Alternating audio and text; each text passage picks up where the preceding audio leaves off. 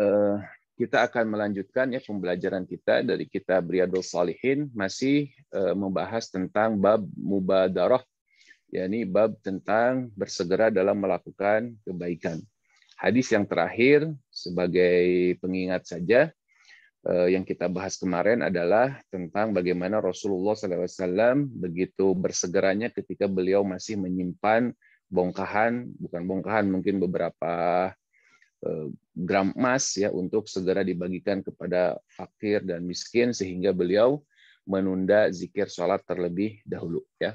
Itu bahasan kita yang terakhir. Nah, kemudian hadis selanjutnya, hadis yang ketiga di dalam bab ini, yakni hadis dari Jabir radhiyallahu an.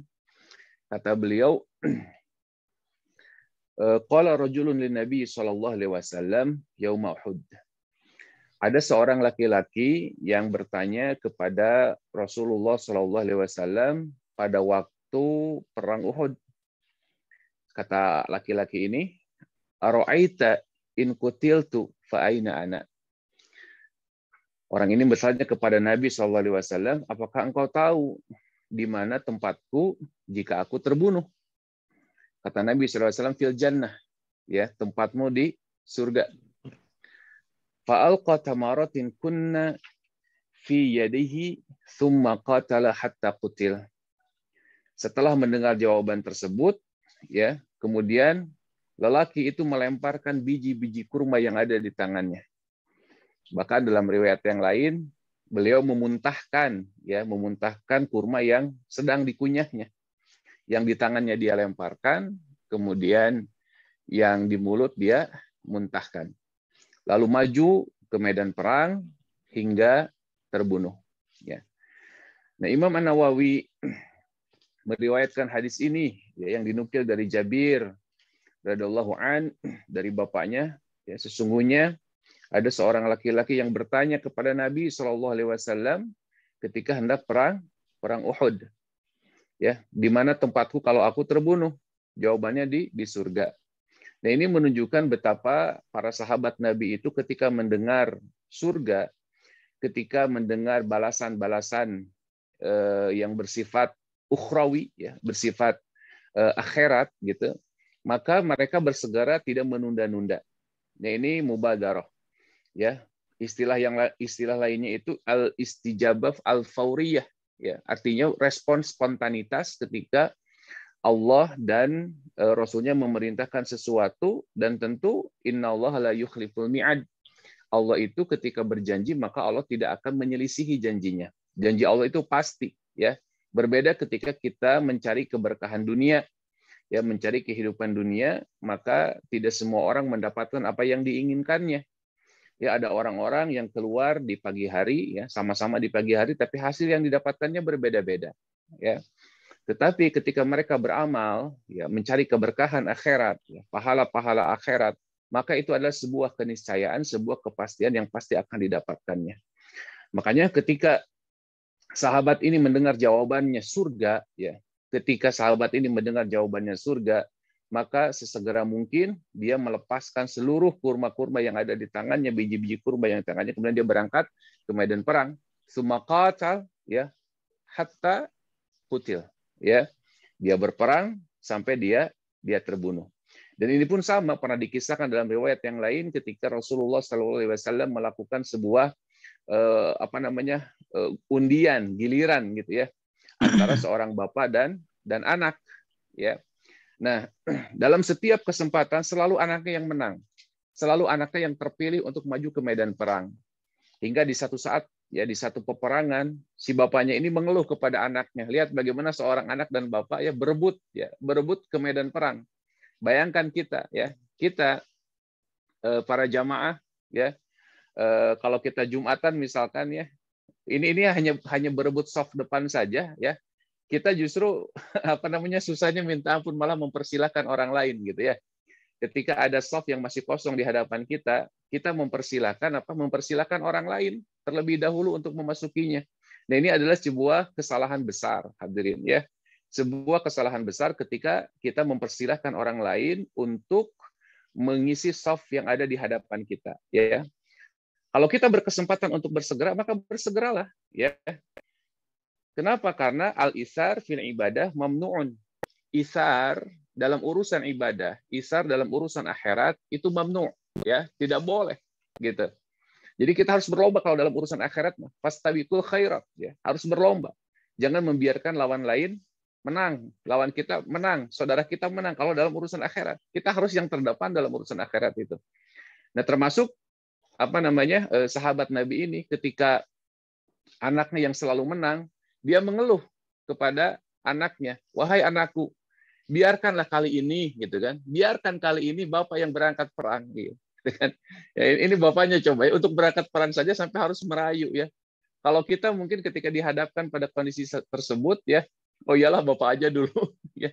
Bapak aja dulu lah gitu kan. Saya nanti belakangan kan. Ya, ini urusannya nyawa kan gitu. Ya, ini urusannya nyawa ya.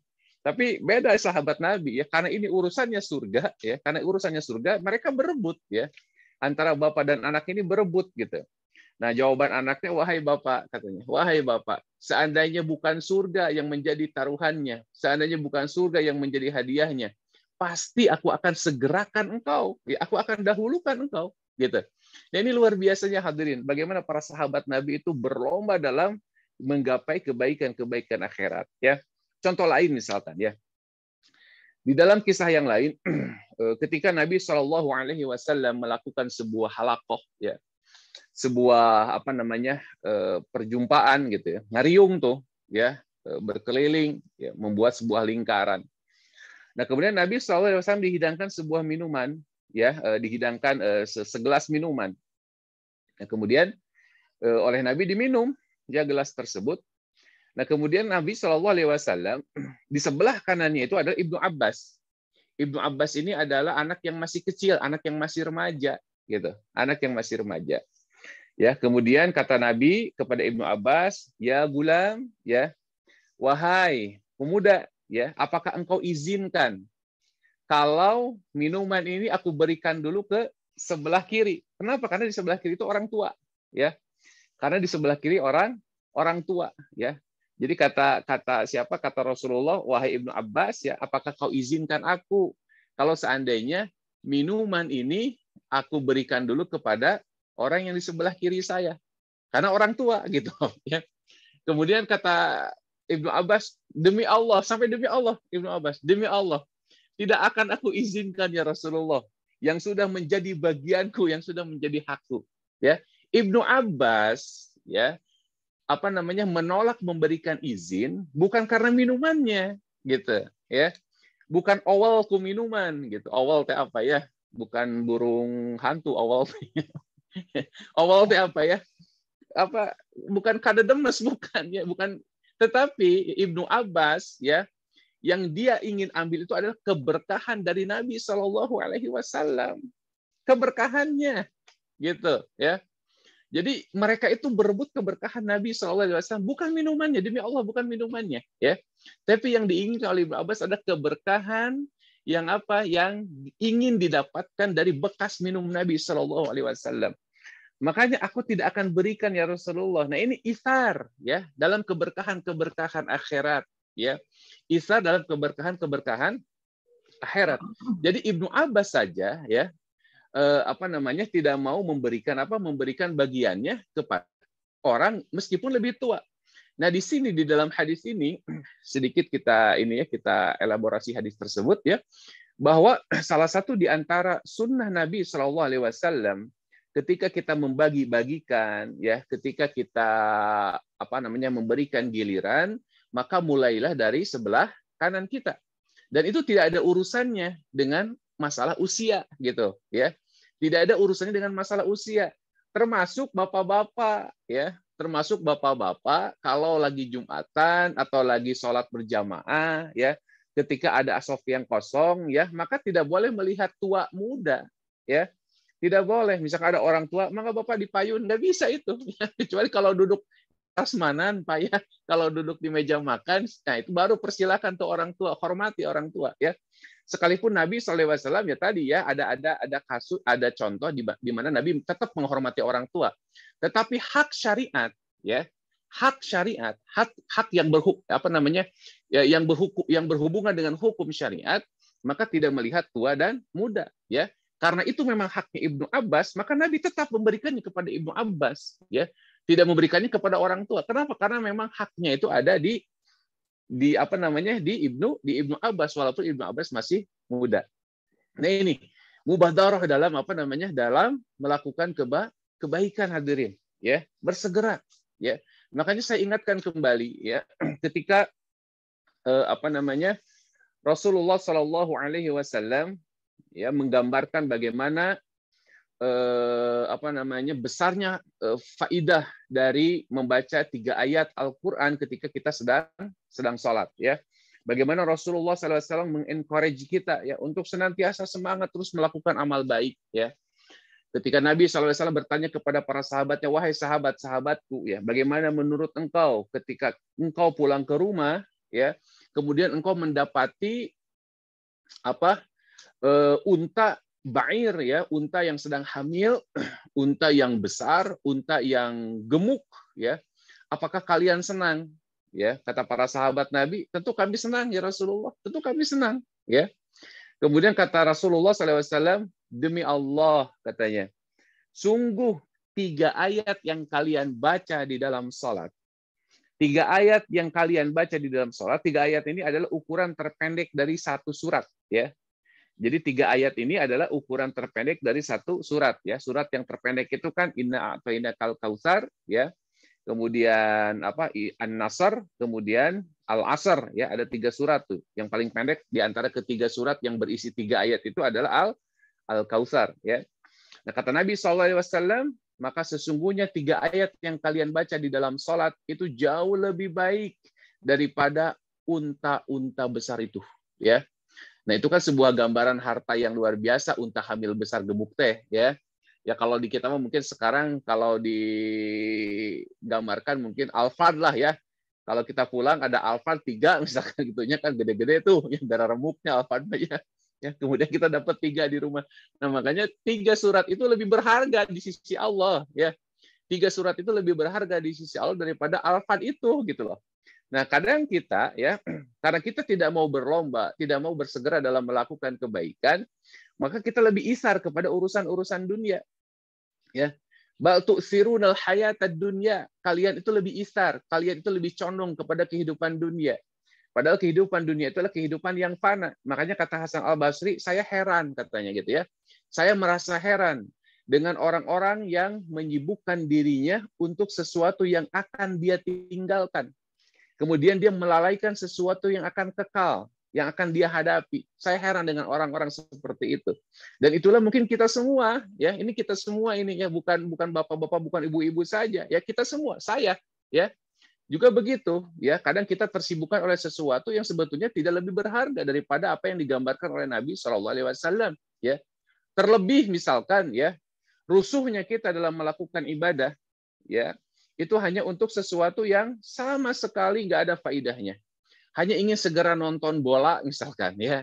Hanya ingin segera nonton bola, kemudian kita tinggalkan tuh sholat sunnah, ya. Kita tinggalkan apa namanya tadi bacaan ayat, ya, setelah Al-Fatihah, kita tinggalkan itu semua, ya. Padahal di mata Allah itu jauh lebih berharga, ya. Dunia ini yang kita bela-belain demi Allah itu nggak ada apa-apanya, akan kita tinggalkan demi Allah, akan kita tinggalkan. Makanya kata Nabi SAW dalam sebuah hadis, beliau mengatakan, seandainya, ya, seandainya bumi ini seharga, ya, dengan sayap seekor nyamuk, ya, dengan sayap seekor nyamuk di sisi Allah ada harganya seharga dengan sayap seekor nyamuk, ya, maka aku tidak akan memberikan minum seteguk pun kepada orang-orang kafir, ya. Ini kata Nabi SAW, ya. Artinya jangan sampai, ya, tenaga kita, apa namanya perhatian kita, pikiran kita, ya, kita habiskan untuk sesuatu yang akan kita tinggalkan. Kemudian kita melupakan sesuatu yang akan kita hadapi. Sesuatu yang bersifat pasti, ya. Jannahnya Allah, surganya Allah, ya. Sebagaimana sahabat Nabi tadi ketika disebut surga, maka dia langsung meninggalkan semuanya, ya. Sahabat Nabi tadi betapa zuhudnya dia, ya, betapa zuhudnya dia, tesamutut gitu, ya. Apa namanya dimakan dulu sambil jalan saja habiskan, tidak, ya. Ya kalau kita mungkin begitu, ya. Kalau kita mungkin begitu, bahkan ketika sedang sholat saja, gitu kan, masih ada tuh ya daging yang nyelap, misalkan ya, sedang sholat masih ada apa namanya dengan lidah di ini apa namanya digoyang-goyang tuh ya. Coba bayangkan kita ya, nggak ada persiapannya sama sekali ketika kita mau menghadapi apa namanya berhadapan dengan Allah Taala ya, nggak ada ininya ya. Nah ini ikhwatu iman azani Allah wa yakum ajmain ya. Itu satu hadis yang pertama ya. Kemudian kita lanjutkan satu hadis yang kedua yang mudah-mudahan cukup ini insya Allah ya, beberapa menit lagi ya.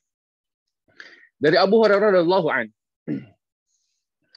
Qala dia berkata, Ja'a rajulun ila Nabi sallallahu alaihi wasallam. Ada seseorang yang datang kepada Nabi sallallahu alaihi wasallam ya, kemudian bertanya, "Ya Rasulullah, wahai Rasulullah, ayyus sadaqati a'zamu ajran?" Ya, wahai Rasulullah, sedekah yang mana yang paling besar pahalanya? Lihat, para sahabat itu selalu begitu, ya. Sahabat selalu begitu. Mana yang bisa diprioritaskan? Ya, jadi dalam urusan akhirat itu ketika ada dua manfaat yang saling berhadapan, maka ambil manfaat yang paling besar, gitu. Sama seperti kemarin yang ditanyakannya di akhir, mudah-mudahan ini bisa menjadi ilmu juga bagi kita semua ya. Ketika seorang laki-laki masuk ke masjid dalam keadaan ketika seorang laki-laki masuk ke dalam masjid di hari Jumat ya, ketika azan sedang berkumandang ya, mana yang harus dilakukan? Apakah mendengar azan atau langsung sholat 2 rakaat ya? Maka jawabannya adalah langsung sholat 2 rakaat. Kenapa? Karena mendengarkan azan hukumnya sunnah, tapi mendengarkan khutbah itu termasuk rukun Jumat. Kita sebisa mungkin harus bisa mengikuti dari awal. Ya, makanya mendengarkan azan itu hukumnya sunnah, tetapi mendengarkan khutbah itu hukumnya wajib. Ya, sehingga apa? Dahulukan dulu yang wajib sebelum yang sunnah. Makanya begitu kita masuk ke masjid langsung sholat 2 rakaat. Ya, berbeda ya di waktu-waktu yang lain. Ya, kalau di waktu-waktu yang lain karena kita tidak mengejar sesuatu, tidak ada khutbah, tidak ada apa-apa, maka begitu masuk masjid ketika azan berkumandang, maka silakan dengarkan azan sampai selesai dan itu adabnya. Dan itu keharusannya gitu. Tapi ketika di hari Jumat ya, di hari Jumat tersebut, kalau di hari Jumat, maka kita ingin mengejar sesuatu ya. Kita tidak boleh ketinggalan ya, ini khutbah. Khutbah itu lebih penting hadirin ya. Jadi begitu masuk ya, walaupun sedang azan berkumandang, maka langsung sholat sunnah 2 rakaat, baru setelah itu duduk ya. Kalau masih ada waktu buat mendengarkan ya tinggal dengarkan lagi gitu ya. Nah, ini harus kita tahu prioritas. Makanya para sahabat Nabi juga sama ya. Beliau selalu memilih mana pahala yang lebih besar. Ya, jadi sedekah mana yang pahalanya jauh lebih besar. Kemudian kata Nabi Shallallahu Alaihi Wasallam, sedekah yang paling besar itu adalah anta saddaqa wa anta sahihun syahih. Bersedekah ketika engkau sedang sehat dan syahih, kikir. Ya. Nah, kalau kita ingin mendapatkan pahala yang besar, ya, yang pertama nih, kita harus rajin bersedekah ketika kita sedang sehat. Kata Imam An-Nawawi, ya, kata Imam An-Nawawi, ketika beliau menafsiri hadis ini, ya, mensyarahi hadis ini, orang kikir itu dilihat ketika sedang sehat, ya, dilihat ketika sedang sehat. Jadi orang orang pelit itu dilihat ketika dia sedang sehat, ya. Kenapa? Karena kalau sedang sakit, ya, kecenderungan ya untuk berbagi itu besar, ya kan? Karena sedang sakit atau sudah tua misalkan ya, nggak ada lagi keinginan ya. Makanya nanti kita lihat lanjutan hadisnya ya. Jadi sedekah yang paling utama itu adalah ketika kita sedang sehat ya. Ketika kita sedang sehat, kemudian apa namanya? Watakhsyal faqra ya, takut fakir. Jadi sahih wa antas sahihun itu artinya sedang sehat, masih banyak keinginan ya, masih lupa mati gitu ya, masih lupa mati tapi kita rajin bersedekah. Nah, ini besar pahalanya nih ya. Jadi orang yang masih lupa mati karena masih sehat, dia bersedekah itu pahalanya besar. Yang kedua, syahih. Syahih itu ketika kondisi kita masih pelit. Ya. Masih pelit. Ya, masih pelit itu apa namanya ya? Ya harus dilawan gitu, rasa pelit itu harus dilawan ya. Syahih itu artinya dia tidak mau memberikan sesuatu yang bisa mendatangkan manfaat untuk dirinya. Contoh misalkan begini, ada seseorang yang sudah pantas untuk haji, ya, bekal ada, ya, harta ada, semuanya ada, tapi dia tidak mau pergi, ya, dia tidak mau melakukan. Ini istilahnya syahih, ya, syuh, ya, syuh itu di atas bakhil, ya. Makanya kata saudaranya Umar bin Abdul Aziz, beliau mengatakan al-bakhil, ya, man bakhila li nafsihi bil jannah.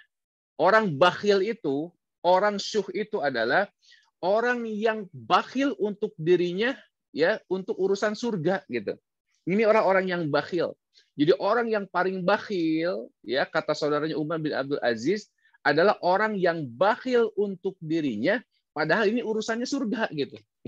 Sama tadi ketika ada orang yang sudah pantas untuk berhaji, untuk umroh misalkan, ya, untuk bersedekah, untuk berzakat, tapi dia tidak mau melakukannya, maka dia disebut syuh, ya, syahih.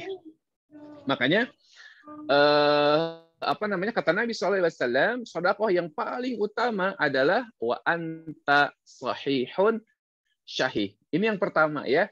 Jadi sedekah yang paling utama itu adalah ketika kita sedang sehat dan ketika kita sedang fakir, ketika kita sedang pelit-pelitnya, gitu, ya, masih banyak keinginan. Yang keduanya takhsyal faqra, takut fakir, ya. Dan setan senantiasa mengelabui kita, ya. Setan senantiasa menggoda kita dengan apa? Dengan ketakutan tersebut, ya. Jangan bersedekah, nanti harta kamu berkurang, ya. Jangan bersedekah, nanti tabungan kamu berkurang. Dan ini sebagaimana firman Allah Ta'ala dalam Quran Suratul Baqarah, ya. Innasyaitan ya'idukumul faqra, ya, sesungguhnya syaitan itu menjanjikan kepada kalian kefakiran.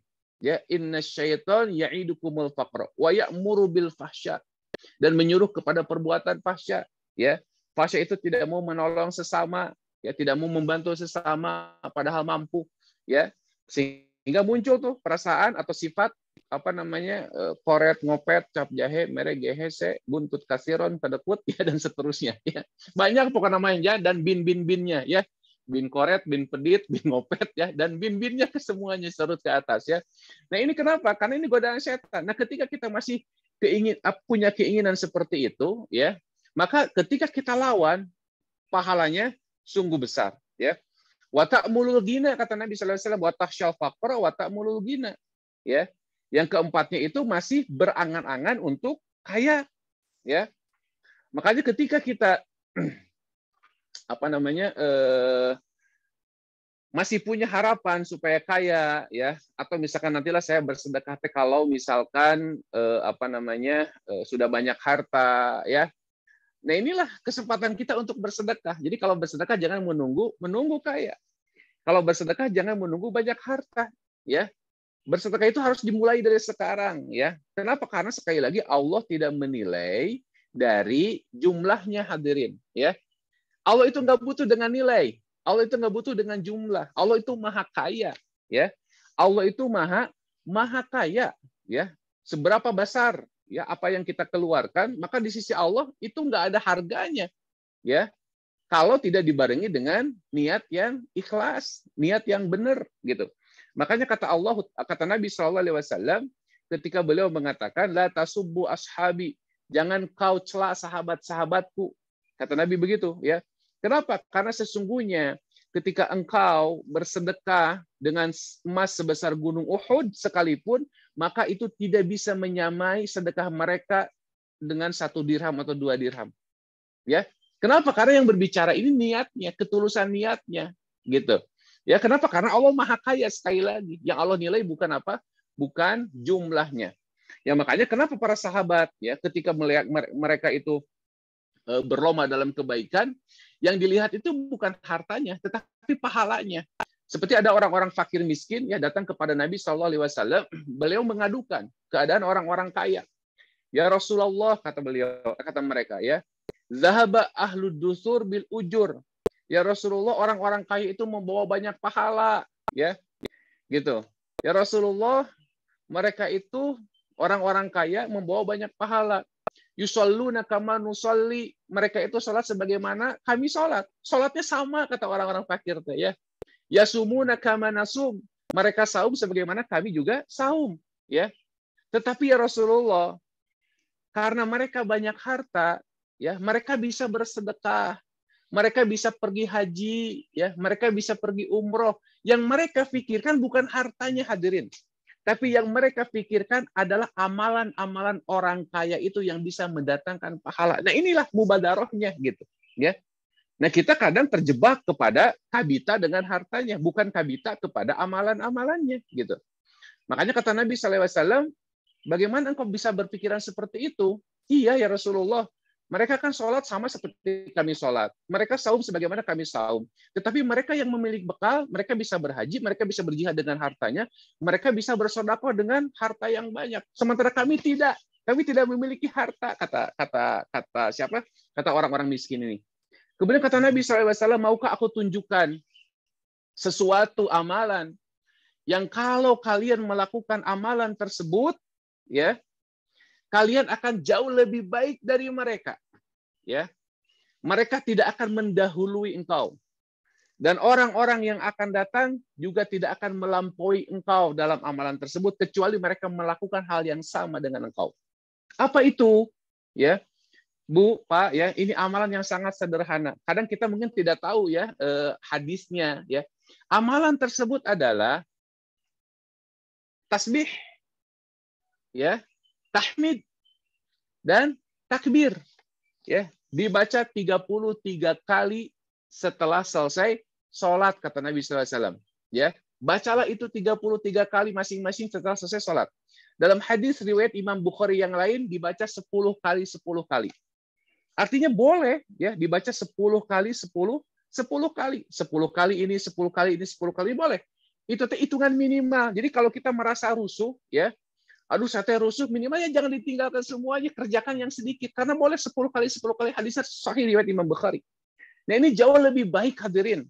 Ya, gitu. Nah, ini mubadarah, ya, bersegera dalam beramal. Jangan meninggalkan sesuatu yang seharusnya yang sebetulnya bisa kita lakukan, tetapi kita tinggalkan, ya. Nah, ini para sahabat Nabi, hadirin, ya. Para sahabat Nabi itu begitu, ya. Yang mereka lihat, ya, adalah pahala janji-janji akhirat, ya. Makanya ketika kita masih punya kesempatan untuk bersedekah, ketika kita masih punya kesempatan untuk beramal, maka jangan sia-siakan tuh potensi yang Allah berikan, yang Allah titipkan kepada kita semua, ya. Jangan sia-siakan. Kemudian kata Nabi SAW, ya, wa tumhil hatta iza balagatil hulqum qulta li fulanin kaza wa li fulanin kaza wa qad kana li fulan. Jangan sampai hatta iza balagatil hulqum. Jangan sampai kamu menunda-nunda untuk bersedekah sehingga ruh sudah sampai di tenggorokan, baru tuh kalian ngomong untuk si fulan segitu, untuk si fulan segini, padahal harta itu memang sudah untuk si fulan, gitu, ya. Jadi kalau mau bersedekah, jangan menunggu nyawa sudah di tenggorokan, ya. Jangan nunggu sakit dulu. Kenapa? Karena pahalanya juga berbeda. Ya, kalau sudah sakit kita bersedekah karena memang sudah sepantasnya, ya. Harta tersebut akan kita segera tinggalkan. Tapi ketika kita sedang sehat, kita masih punya keinginan untuk memiliki, kita masih punya keinginan untuk memanfaatkan, maka gunakan kesempatan tersebut untuk meraih harta sebanyak-banyaknya, ya. Bagaimana ketika Umar Ibn Khattab, ya, di dalam hatinya beliau bergumam, ya, ketika Rasulullah SAW yang menyeru para sahabat untuk bersedekah. Umar bin Khattab mengambil sebagian dari harta yang dimilikinya sambil bergumam, pada hari ini akan aku lampaui Abu Bakar, ya. Pada hari ini akan aku lampaui Abu Bakar, gitu kan?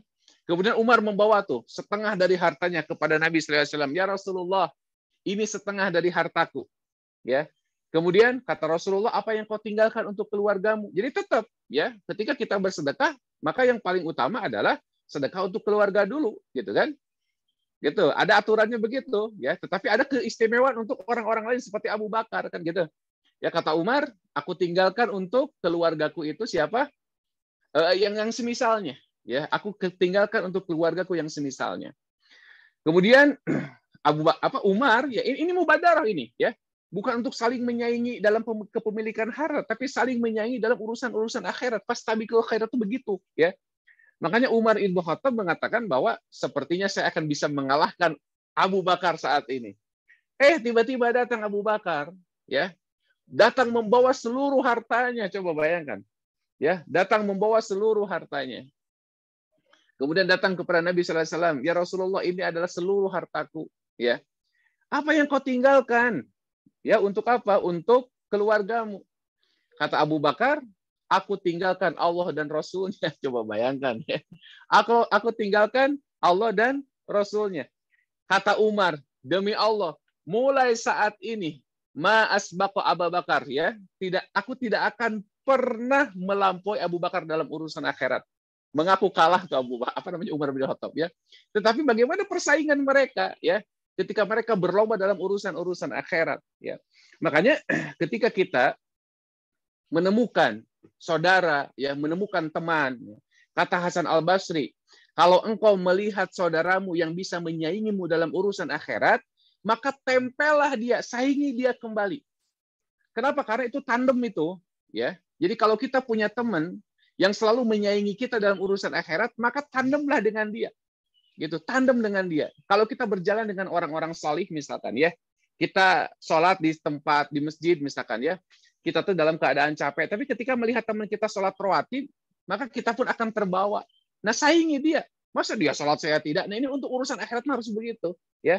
Nah, kata Hasan Al-Basri, kalau ada temanmu, kalau ada saudaramu yang menyaingimu dalam urusan dunia, maka lemparlah dia ke tempat sampah. Istilahnya begitulah. Maka lemparlah dia ke tempat. Ngapain punya teman kayak gitu? Ya bikin capek, bikin pusing, ya kan? Kalau kita punya teman ngomongnya dunia, begitu kan? Maka lemparlah dia ke tempat sampah, ya. Lempar. Kenapa? Karena nggak akan mendatangkan manfaat teman-teman seperti itu, ya. Jadi teman-teman yang baik adalah teman-teman yang senantiasa mengingatkan kita kepada urusan-urusan akhirat, ya. Jadi jangan sampai kata Nabi SAW, hatta iza balagotil hulqum, ya, sampai baru ketika nyawa baru sampai ke tenggorokan baru kita ingin bersedekah untuk si fulan begini, si fulan begitu, padahal si fulan ini adalah ahli warisnya yang tanpa kita sebutkan pun ya mereka tentu pasti akan mendapatkan harta kita itu, ya. Itu saja hadirin ya, 2 hadis, mudah-mudahan bermanfaat ya, khusus bagi saya yang menyampaikan, mudah-mudahan ini jadi motivasi untuk kita untuk saya supaya bisa bersegera dalam melakukan amal-amal baik ya sebelum kematian menjemput kita semua ya. Aku qouli hadza wa astaghfirullahaladzim li wa lakum. Silakan saya kembalikan lagi kepada Pak Regi. Ya, baik, terima kasih Ustaz Gun. Jadi begitu ya. Tadi menyinggung sedikit tentang sholat di masjid ya, sholat di masjid. Kadang-kadang memang saya menemukan gitu ya, apalagi di sebuah instansi mungkin ya, saf depan itu justru malah diplot gitu ya, jamaah itu nggak boleh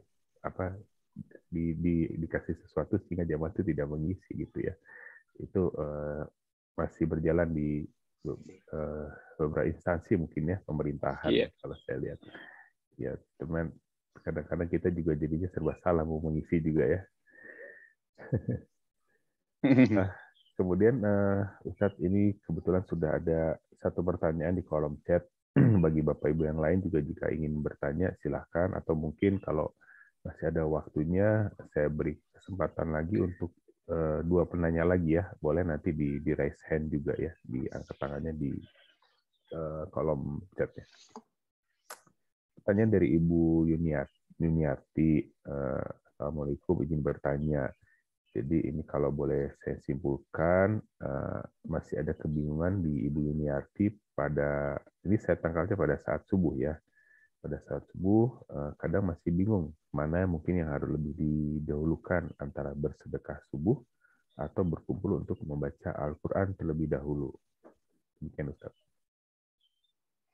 Ya, itu 2 hal yang tidak bersifat muqayyad ya, tidak bersifat terikat ya. Sedekah subuh itu nggak ada dalil khusus harus bersedekah subuh, itu nggak ada dalilnya ya. Tetapi ketika kita menyegerakan sedekah itu memang yang terbaik. Tetapi mengkhususkan sedekah harus di waktu subuh ya, ini tidak ada ya. Ya, yang ada adalah hadis dari Nabi SAW ketika 2 malaikat setiap pagi gitu kan.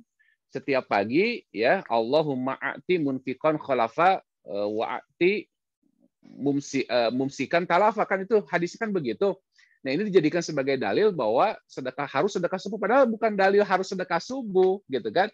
Artinya di hari tersebut kita harus punya niat untuk bersedekah, gitu loh, ya. Jadi apa namanya? Dan kalau kita memang punya waktu, ya, untuk memulai sedekah di waktu subuh, ya boleh-boleh saja, ya. Tetapi kalau kita menjadikan itu sebagai sebuah ketentuan, ya, pakem harus subuh misalkan, ya, ini butuh dalil ini, ya. Butuh dalil. Tetapi ketika kita dalilnya menyegerakan kebaikan, ya, ada waktu di waktu subuh kita bersedekah, silakan, ya. Tapi jangan sampai kita menyusahkan diri juga, gitu loh, ya. Kita harus nyari-nyari dulu di fakir miskinnya mana. Nah, sementara baca Quran adalah sesuatu yang sudah ada di hadapan kita, gitu, ya. Maka lakukanlah yang paling gampang untuk kita. Jadi Nabi itu ketika dihadapkan kepada dua pilihan, maka Nabi akan memilih pilihan yang paling mudah, ya. Pilihan yang paling mudah. Nah, sementara sedekah itu bisa ditunda, ya, sampai nanti kita lebih gampang untuk mencari targetnya. Kecuali kalau kita sedekahnya ke kencereng masjid, ya itu mah gampangnya. Ya kan bisa seperti itu, gitu loh, ya. Jadi jangan dibenturkan, ya Bu, ya, jangan dibenturkan, gitu, ya. Gitu. Allah taala alam. Ya, baik. Niati semoga menjawab pertanyaannya. Atau mungkin ada maksud di sini bagaimana dengan mungkin zikir, ya. Zikir pagi itu juga kan bagian dari sedekah subuh. Nah, itu betul. Ya betul. Ya, jadi apa namanya? Tentu kalau kita benturkan, ya maka zikir pagi itu harus didahulukan, ya. Kenapa? Karena itu udah jelas dalilnya, hadisnya, ya. Sementara sedekah di waktu subuh tadi itu pakai dalil yang umum, gitu loh, bukan dalil yang khusus, ya. Jadi dalam kaidah usul, ya, yang khusus didahulukan daripada yang umum, ya. Ini kaidah usul fikihnya, gitu, ya. Jadi kalau kalau zikir pagi petang itu kan ada dalil khususnya tuh, ya. Sementara sedekah tertentu di waktu tertentu itu butuh dalil yang khusus. Nah, sementara yang dipakai adalah dalil yang umum. Ya, ketika ada dalil khusus dan dalil umum bertemu, maka dahulukan dalil yang khusus. Ya, jadi zikir pagi petang dulu dahulukan, Bu, ya, gitu. Baik, mungkin itu kali ya maksudnya begini arti. Baik, Bapak Ibu jemaah yang dirahmati Allah, kita masih ada waktu beberapa menit. Kami juga masih menunggu jika masih ada pertanyaan. Silakan raise hand atau dibuka, di unmute ya mikrofonnya, silakan boleh langsung. Sambil menunggu mungkin ada rekan-rekan atau Bunda Ampet ingin menanggapi juga, kami persilahkan.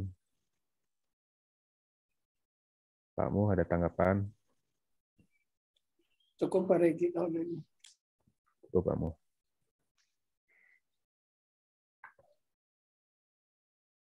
Iya, kalau memang tidak ada atau masih belum muncul, ya kami sampaikan sambil menyampaikan ya sesuatu bahwa kajian besok pagi insya Allah akan diisi oleh Ustadz Agus ya, Ustadz Agus tentang Al-Quran ya, pembahasan tentang Al-Quran. Sama kita mulai pukul 5, kita buka pukul 5, mungkin mulai agak lebih sedikit terlambat, sekitar 5:50, karena sekarang subuh pun agak lebih siang ya. Baik, Bu Dompet, ada yang ingin ditambahkan mungkin? Cukup saya kira, tapi saya tambahan sedikit aja, ibu-ibu, kita sebetulnya memasuki lagi harus tinggal di rumah, perbanyaklah berdoa, membaca Al-Quran, zikir dan wirid untuk kita taqarrub kepada Allah, dan berdoa untuk keselamatan keluarga kita, saudara-saudara kita, guru-guru kita, dan seluruh umat dengan adanya pandemi ini, dan kita tetap selalu dalam protokol kesehatan. Sekian, Assalamualaikum warahmatullahi wabarakatuh. Waalaikumsalam warahmatullahi wabarakatuh. Terima kasih Bunda. Sama-sama. Jadi, jika memang sudah tidak ada pertanyaan, kita akhiri saja mungkin pertemuan pagi hari ini. Bagi Bapak Ibu yang belum mengisi link absen, mohon kesediaannya untuk mengisi form absensi. Namun sebelum kita tutup kajian ini, mungkin kami mohon kepada Ustadz Gun untuk membacakan doa di penutup kajian pagi hari ini. Ustadz, kami persilakan. Ya, kita akhiri ya perjumpaan kita pagi hari ini. dengan bermunajat, mudah-mudahan Allah menambahkan.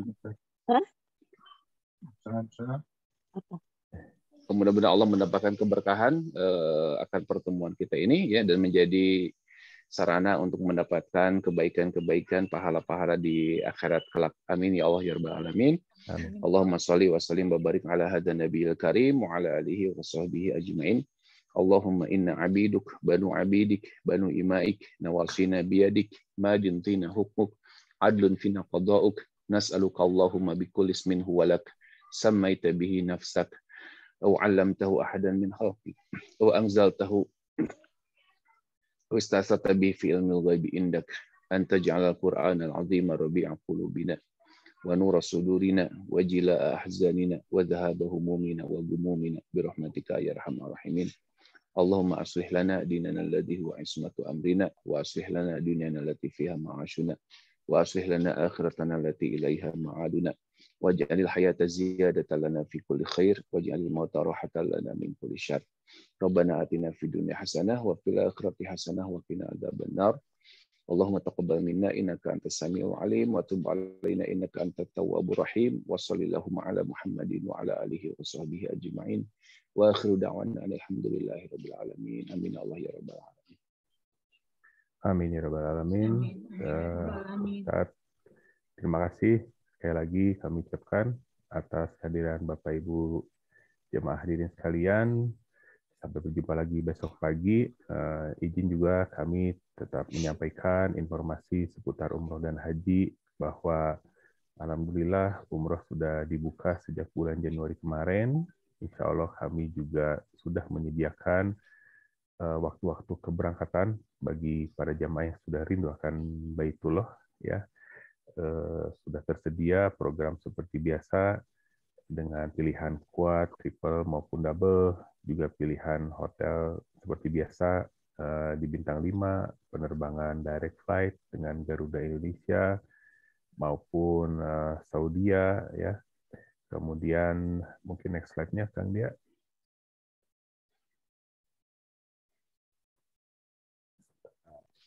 Ya. Kemudian iya, untuk tanggal-tanggal ini soalnya tanggal 6 ataupun 20 Maret 2022. Untuk informasi dan pendaftaran bisa menghubungi rekan-rekan di medsos ataupun di nomor-nomor yang tercantum di layar ini. Kemudian demikian juga untuk program haji ya.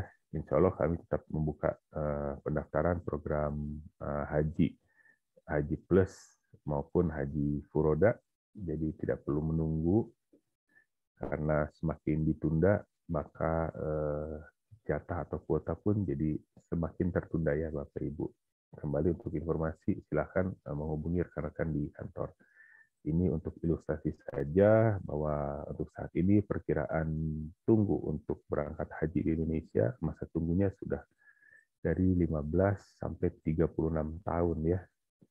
Di mudah-mudahan Bapak dan Ibu jika sudah ada niat segera diniatkan saja.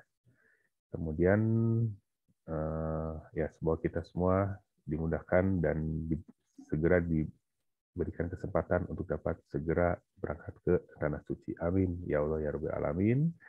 Sekali lagi terima kasih atas perhatian dan waktunya. Wabillahi taufiq wal hidayah. Wassalamualaikum warahmatullahi wabarakatuh.